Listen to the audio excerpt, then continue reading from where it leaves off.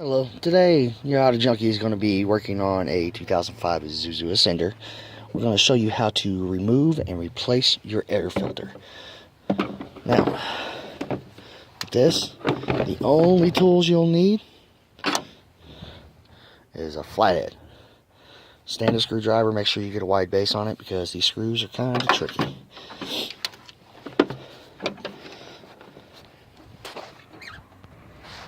On this version, you will have 3 screws.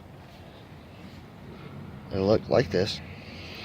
You'll have one here in the back next to the window, the washer fluid fill up.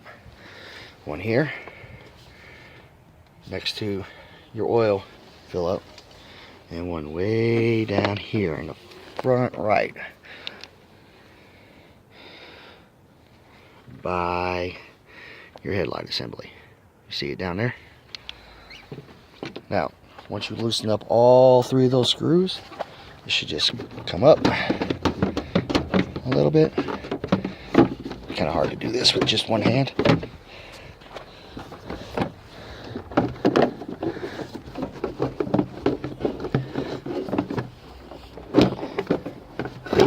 There we go. Comes right off. See? There's your filter. This one's pretty simple to put in. It lifts up. You take the old one off, put the new one on it. Personally, I've already changed this, and I've used a STP filter for this model vehicle. Just look and see if there's any debris in here. Checking it, all looks good. And we'll go back.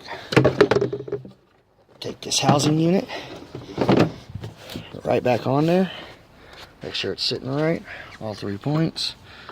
Start feeding your screws. And there you go.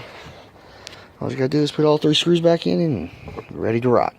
This is your Auto Junkie. If this video was helpful, feel free to like, share, and follow my page.